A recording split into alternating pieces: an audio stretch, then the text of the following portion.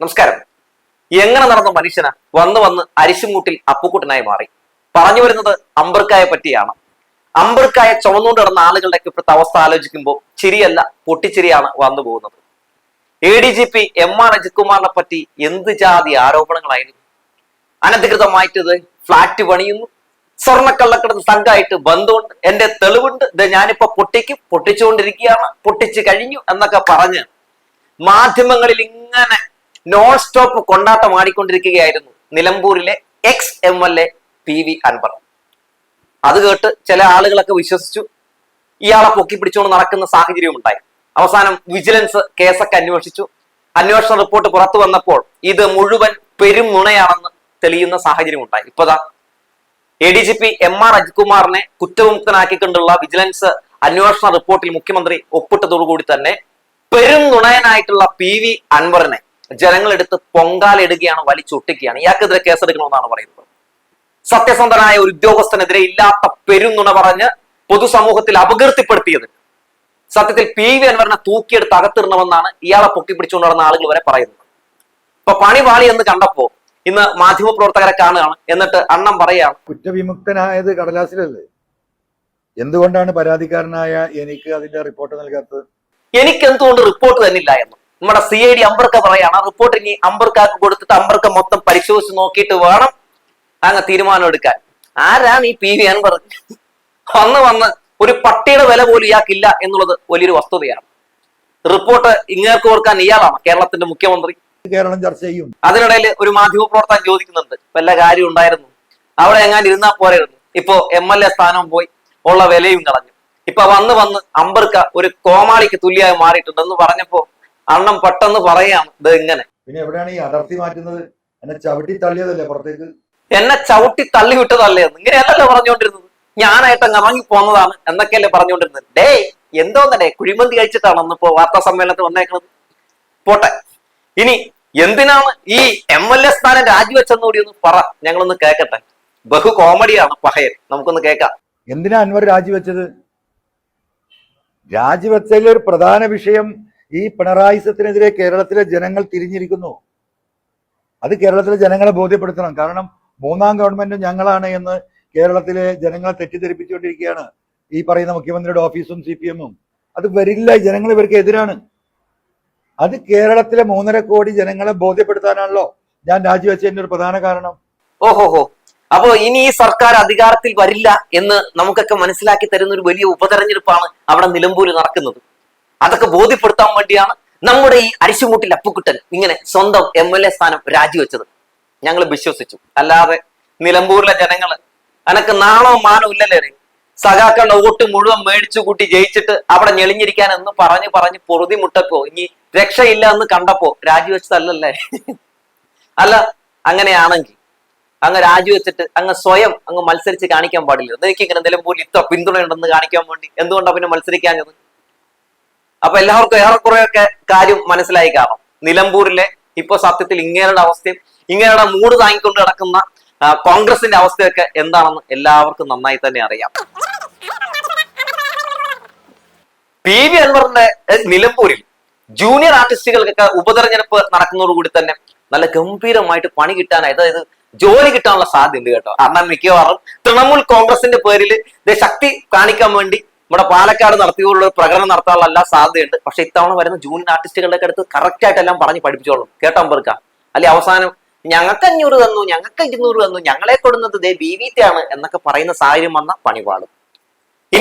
ഇനിയാണ് അണ്ണൻ ശരിക്കുള്ള സംഗതി പറയുന്നത്. കമ്മ്യൂണിസ്റ്റിനെ അതുപോലെ തന്നെ LDF-നെ സംരക്ഷിക്കാൻ വേണ്ടിയാണ്, രക്ഷപ്പെടുത്താൻ വേണ്ടിയാണ് അത്ര അണ്ണൻ ഈ പണിയൊക്കെ ചെയ്യുന്നത് എന്നാണ് പറയുന്നത്. അതായത് പിണറായി വിജയൻ സർക്കാരിനെ താഴെ ഇറക്കുന്നത്, അതായത് LDF സർക്കാരിനെ താഴെ ഇറക്കുന്നത് LDF-നെ കമ്മ്യൂണിസ്റ്റ് പാർട്ടിയെ അങ്ങ് വളർത്താൻ വേണ്ടിയാണെന്നൊക്കെ പറയുന്നത് കേൾക്കുമ്പോൾ ഇത് കുഴിമന്തി പോലെ എന്തോ കഴിച്ചത് തന്നെയല്ല, അത് വേറെ ഒന്നും പറയാനില്ല. പിന്നെ TP രാമകൃഷ്ണൻ, അതായത് LDF-ന്റെ കൺവീനർ, ഇങ്ങനെ പറ്റിയൊരു കാര്യം പറഞ്ഞ എല്ലാവരും കേട്ട് കാണുമല്ലോ. ഇങ്ങനെ പോയൊരു ചുക്കുമില്ല എന്നാണ് പറയുന്നത്. അപ്പൊ അതിനെ പറ്റിയ കണ്ണം പറയുന്നുണ്ട്. പിണറായിസം എന്ന് തന്നെയാണ് പറയുന്നത്. ഈ പിണറായിസം നമ്മൾ എവിടെയാണ് കേട്ടേക്കുന്നത്? നമ്മുടെ ഈ ഷാജൻസ്കർ 24 മണിക്കൂറും പിണറായിസം എന്നാണ് പറയുന്നത്. അപ്പോ എന്തായാലും ഇങ്ങനെ ഇവർ രണ്ടുപേരും തമ്മിൽ ഇപ്പൊ പ്രത്യേകിച്ച് വലിയ മാറ്റമൊന്നും കാണുന്നില്ല. ഈ വാർത്ത നമ്മുടെ ഷാജസ്കറിയെ കാണുന്നുണ്ടെങ്കിൽ ഒരു കാര്യം പറയാനുള്ളൂ, ഈ ചങ്ങാതിക്ക് അവിടെ ജോലി കൊടുക്കണേ, ഇപ്പൊ നിങ്ങളെ വെട്ടും. അതിനേക്കാൾ വലിയ മറന്നാറിനായി മാറുന്നുണ്ട് ഈ നിലമ്പൂർ അമ്പർക്ക. UDF ഏത് സ്ഥാനാർത്ഥിയെ നിർത്തിയാലും ഞാൻ പിന്തുണയ്ക്കും എന്നാണല്ലോ PV അൻവർ അടിച്ചിട്ടുള്ള ഗീറുവാണ്. അണ്ണൻ പിന്തുണച്ച ചേലക്കരയിലെ രമ്യ ഹരിദാസിന്റെ അവസ്ഥ എന്താണെന്ന് എല്ലാവർക്കും നന്നായിട്ട് അറിയാം. അതുകൊണ്ട് ഇത്തവണ DCC പ്രസിഡന്റ് ആയിട്ടുള്ള VS ജോയ് മതി, VS ജോയിയെ ഞാൻ ജയിപ്പിക്കും എന്നാണ് പറഞ്ഞിട്ടുള്ളത്. ആര്യാടൻ ഷൗക്കത്ത് പറയണം എനിക്ക് മത്സരിക്കണമെന്ന്, അപ്പൊ VS ജോയ് പറയണം ഇല്ല എനിക്ക് മത്സരിക്കണമെന്ന്. അങ്ങനെ കോൺഗ്രസിൽ മൊത്തത്തിൽ സ്ഥാനാർത്ഥികൾ തമ്മിൽ അടിയിടിയായിട്ടുണ്ട്, ഒരു രക്ഷയില്ല. അങ്ങനെ വന്ന് ഒരു വിഭാഗം ചുമരെഴുത്ത് തുടങ്ങി, മറ്റൊരു വിഭാഗം വേറെ എവിടെ ചുമരെഴുതാൻ പോകുന്നു. എന്ത് ചെയ്യുമെന്ന ആശങ്കയിലാണ് സതീശനും കൂട്ടരും. അപ്പൊ ഇങ്ങനെ വല്ലാത്ത ഒരവസ്ഥയിൽ നിൽക്കുന്ന സമയത്ത് കോൺഗ്രസിനെയും അതുപോലെ തന്നെ UDFനെ ഒക്കെ വെളുപ്പിച്ചുകൊണ്ട് അൻവർക്ക് ഒരു സൈഡിൽ നിന്ന് നന്നായിട്ട് വെളുപ്പിക്കുന്ന സമയത്ത് അൻവറിന് ഒരു പഴയ ഒരു പോസ്റ്റ് ഫേസ്ബുക്കിൽ കറങ്ങി നടക്കുന്നുണ്ട്. ഞാൻ ആ പോസ്റ്റ് ഒന്ന് ജസ്റ്റ് ഒന്ന് വായിക്കാൻ കേട്ടാ.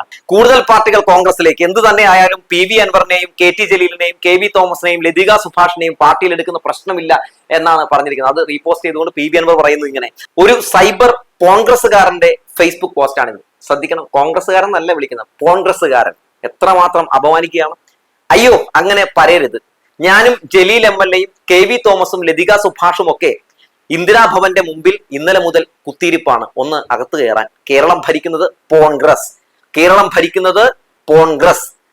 പൊന്ന് ചെങ്ങായി, അതിലും ഭേദം കുറച്ച് പരാമർ കലക്കി കുടിച്ചിട്ട് കയ്യിലെ ഞരമ്പ് മുറിച്ച് വല്ല ട്രെയിനിനും തല വെക്കുന്നതാ. നിനക്കൊക്കെ ഇനി ഏത് കാലത്ത് നേരം വെളുക്കും എന്നാണ് PV അൻവർ ഇട്ടിരിക്കുന്ന ഫേസ്ബുക്ക് പോസ്റ്റ്. സത്യത്തിൽ ഇങ്ങനെ തരത്തിനനുസരിച്ച് ഒന്നു മാറും പോലെ നിറം മാറാനും മാറ്റി പറയാനൊക്കെ ഒരു എളുപ്പമില്ലാത്ത ഒരാളാണ് PV അൻവർ എന്ന് ഏറെക്കുറെ എല്ലാവർക്കും മനസ്സിലായി കാണും. ഇങ്ങനെ ചുമന്നുകൊണ്ട് നടക്കുന്ന ഇപ്പോഴത്തെ ലീഗിന്റെയും കോൺഗ്രസ്സുകാരുടെ അവസ്ഥ ആലോചിക്കുമ്പോൾ ശരിയാണ് വരുന്നത്. ഇനി നമ്മുടെ സതീശനെ പറ്റി എന്താണ് പറഞ്ഞതെന്ന് ഞാൻ പറയുന്നില്ല, കാരണം നമ്മുടെ ഈ വാർത്തക്ക് ചിലപ്പോൾ വേറെ എന്തെങ്കിലും സർട്ടിഫിക്കറ്റ് കൊടുക്കേണ്ടി വരും, അതുകൊണ്ട് ഞാൻ അത് പറയുന്നില്ല. പിന്നെ അതുപോലെ തന്നെ ഇദ്ദേഹത്തിന്റെ ഇപ്പൊ ഇന്നത്തെ ഈ വാർത്താ സമ്മേളനവുമായിട്ട് ബന്ധപ്പെട്ട് ചില കാര്യങ്ങളൊക്കെ എന്തായാലും ചില പ്രതികരണങ്ങളൊക്കെ കമന്റ് ആയിട്ട് പലരും ഇടുന്നുണ്ട്. അതിൽ രസകരമായിട്ടുള്ള 2 കമന്റ് കൂടി ഞാൻ വായിക്കുകയാണ്. PV അൻവറിന്റെ ഈ പത്രസമ്മേളനം ഓർക്കുന്നവരുണ്ടോ? ഇന്ത്യയിൽ ആകമാനം കോൺഗ്രസ് തകർന്നു, മറ്റുള്ള സംസ്ഥാനങ്ങളിൽ KC വേണുഗോപാലിന്റെ നേതൃത്വത്തിൽ കോൺഗ്രസിനെ തകർത്തുകൊണ്ടിരിക്കുന്നു. കോൺഗ്രസിന്റെ നമ്പർ 1 BJPയുടെ ഏജന്റാണ് KC വേണുഗോപാൽ. കർണാടകയിൽ തെരഞ്ഞെടുപ്പ് നമുക്കറിയാം, അവിടെ കോൺഗ്രസിനെ പരാജയപ്പെടുത്തി. ഗോവയിൽ കോൺഗ്രസിന് ഭൂരിപക്ഷം ഉണ്ടായിരുന്നു, അവിടെ ഒരു മന്ത്രിസഭ രൂപീകരിക്കാനുള്ള സാഹചര്യം നഷ്ടപ്പെടുത്തിയതിന് പിന്നിൽ ഈ പറയുന്ന KC വേണുഗോപാലാണ്. ഏറ്റവും അവസാനമായി പഞ്ചാബ് നഷ്ടപ്പെട്ടുകൊണ്ടിരിക്കുന്നു. കോൺഗ്രസിനെ തകർക്കാൻ BJP ഏൽപ്പിച്ച ഏജന്റായി KC പ്രവർത്തിക്കുന്നു എന്ന് പറഞ്ഞിട്ട് അയാൾ പറയുന്നു എല്ലാവർക്കും നന്ദി, അസ്സലാമു അലൈക്കും, ഓം ശാന്തി എന്ന് പറഞ്ഞൊരു കമന്റ് ഇടുന്നു. വേറൊരു കമന്റ്: ഇവന്റെ ഒക്കെ സംസാരം ലൈവ് പത്രക്കാരെ സമ്മതിപ്പിക്കണം, അവൻ കാശ് കൊടുത്ത് പത്രക്കാരെ കൊണ്ടുവരുന്നതാണ്. അമ്പൂക്ക, നീ വല്ല സ്വർണ്ണക്കട നടത്തിയിട്ട് വിജയിപ്പിക്കാൻ നോക്കുക, അതാണ് ഏറ്റവും നല്ലത്, രാഷ്ട്രീയം നിനക്ക് ചേരില്ല അമ്പൂക്ക എന്ന് പറയുന്നു. വേറൊരാൾ പറയുന്നു അതായത് നാണമില്ലേ അമ്പർക്ക എന്ന് ചോദിക്കുന്നു. അങ്ങനെ നിരവധി വലിയ ശക്തമായിട്ടുള്ള പ്രതിഷേധമാണ് ഈ അൻവറിനെതിരെ ഉയർന്നു വന്നുകൊണ്ടിരിക്കുന്നത്. അൻവർ കാരണം സത്യത്തില് ഇപ്പോ എന്താണ് സംഭവിച്ചുകൊണ്ടിരിക്കുന്നത് വെച്ചിട്ടുണ്ടെങ്കിൽ അൻവറിനെ വിശ്വസിച്ച് നമ്പി വന്ന ആളുകളിലേക്ക് അവസ്ഥ അധോഗതിയായിരിക്കുക എന്നുള്ളതാണ്. ഇനി എന്ന് പുള്ളി BJPയിലേക്ക് പോകുന്ന കാര്യത്തിൽ മാത്രമാണ് തർക്കമുള്ളൂ. അതിങ്ങനെ പെട്ടെന്ന് തരത്തിനനുസരിച്ച് ഇങ്ങനെ നിറം മാറുന്ന ആളുകൾ നമുക്ക് വിശ്വസിക്കാൻ പറ്റില്ല. അവസാനം ഇവരുടെ ഈ ഒഴുക്ക് എങ്ങോട്ടാണ് എന്നുള്ള കാര്യം നമുക്ക് നന്നായിട്ട് അറിയാം. 24 മണിക്കൂറും CPMനെ മാത്രം വിമർശിക്കുന്നു. CPMനെ മാത്രം വിമർശിക്കുന്ന, ഇടതുപക്ഷത്തെ മാത്രം വിമർശിക്കുന്ന ആളുകൾക്ക് ഒരു പ്രത്യേകതയുണ്ട്. എന്താണെന്ന് അറിയാമോ? ഇന്ന് സംഘപരിവാറിനെതിരെ BJPക്കെതിരെ ശക്തമായി പോരാടുന്ന ഒരു വലിയ പാർട്ടി എന്ന് പറയുന്നത് LDF മാത്രമാണ്. അപ്പൊ LDFനെതിരെ സംസാരിക്കുന്നവർക്കൊക്കെ സ്വാഭാവികമായിട്ടും BJPയോട് ഒരു പൊതുവെ ഒരു മമത ഉണ്ടാകാറുണ്ട്. അത്തരത്തിലുള്ള ആളുകളൊക്കെ പലപ്പോഴും പോയി അവസാനം വീഴാറുള്ളത് ഈ പറയുന്ന BJPയിൽ തന്നെയാണ്. ഈ മിൻഹാജ് എന്ന് പറയുന്ന ഇദ്ദേഹത്തിന്റെ പാർട്ടിയിൽ ഉണ്ടായിരുന്ന പ്രധാനപ്പെട്ട നേതാവ് രാജിവെച്ച് പോകുമ്പോൾ എന്താണ് പറഞ്ഞത്? ഞാൻ രാജിവെക്കാൻ കാരണം ഇദ്ദേഹം BJPയിലേക്ക് പോകാനുള്ള സാധ്യതയുണ്ടെന്ന് മണത്തറിഞ്ഞതുകൊണ്ടാണ് എന്നാണ് മിൻഹാജ് പറഞ്ഞത്. അതുകൊണ്ട് PV അൻവർ പോകില്ല എന്നൊന്നും നമുക്ക് പറയാൻ പറ്റില്ല. കാരണം എന്തായിരുന്നു LDF നിന്നപ്പോൾ ഉണ്ടായിരുന്ന ഗീർവാണാണി, ഈ കൊടിയുടെ ചോട്ടിൽ നിന്ന് ഞാൻ മാറൂല എന്നാണ് പറഞ്ഞത്. ഇപ്പൊ പല കൊടിയുടെ ചോട്ടിൽ പോയി, കൊടിയുടെ അങ്ങനെ നിറം ഓരോ ആഴ്ചയിൽ മാറിക്കൊണ്ടിരിക്കുകയാണ്. അറിയാലോ, അങ്ങനെ ഒരു അവസ്ഥയിലൊക്കെ എത്തിയിട്ടുണ്ട്. എന്തായാലും നിലമ്പൂർ ഇലക്ഷനിൽ അതിശക്തമായിട്ടുള്ള മറുപടി എന്തായാലും അൻവർ സപ്പോർട്ട് ചെയ്യുന്ന പാർട്ടികൾക്ക് കിട്ടുമെന്ന കാര്യത്തിൽ യാതൊരു തർക്കവുമില്ല. അൻവറിനെതിരെയുള്ള അതിശക്തമായുള്ള പ്രതിഷേധം അവിടെ അലയടിക്കുമെന്ന കാര്യത്തിലും തർക്കമില്ല. അവിടെ ഇടതുപക്ഷത്തിന് അനുകൂലമായ ഒരു സാഹചര്യമാണ് നിലവിലുള്ളത്. കോൺഗ്രസിനെ സംബന്ധിച്ച് കോൺഗ്രസ് ഇപ്പോഴും ആരെ നിർത്തണമെന്ന കാര്യത്തിൽ ആശങ്ക, അടി ഇടിയൊക്കെ തുടരുകയാണ്. മാത്രവുമല്ല അവിടെ യാതൊരു സാധ്യതയും നിലവിൽ അവിടെ കോൺഗ്രസിനില്ല എന്നുള്ള കാര്യം എന്തായാലും UDFനും നന്നായി തന്നെ അറിയാം. എന്തായാലും നിലമ്പൂരിലെ ഇലക്ഷൻ എല്ലാവരും വളരെ പ്രാധാന്യത്തോട് തന്നെയാണ് നോക്കിക്കാണുന്നത് എന്ന കാര്യത്തിൽ യാതൊരു തർക്കവുമില്ല. ഇതുവരെ നടന്ന ഉപതെരഞ്ഞെടുപ്പുകളിൽ ഒന്നും തന്നെ ഇടതുപക്ഷത്തിന്റെ ഒരു സീറ്റ് പോലും കോൺഗ്രസിനും UDF-നും പിടിക്കാൻ കഴിഞ്ഞിട്ടില്ല എന്നുള്ളതും ഒരു വസ്തുതയാണ്.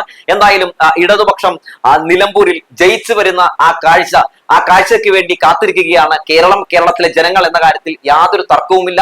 സംഘപരിവാറിനോടും BJP-യോടും മൃദു സമീപനം പുലർത്തിക്കൊണ്ട് പോകുന്ന UDF-ന് കനത്ത തിരിച്ചടി തന്നെ ഈ തെരഞ്ഞെടുപ്പിൽ ഉണ്ടാകും എന്ന കാര്യം ഉറപ്പാണെന്ന് പറഞ്ഞു വെച്ചുകൊണ്ട് നിർത്തുകയാണ്.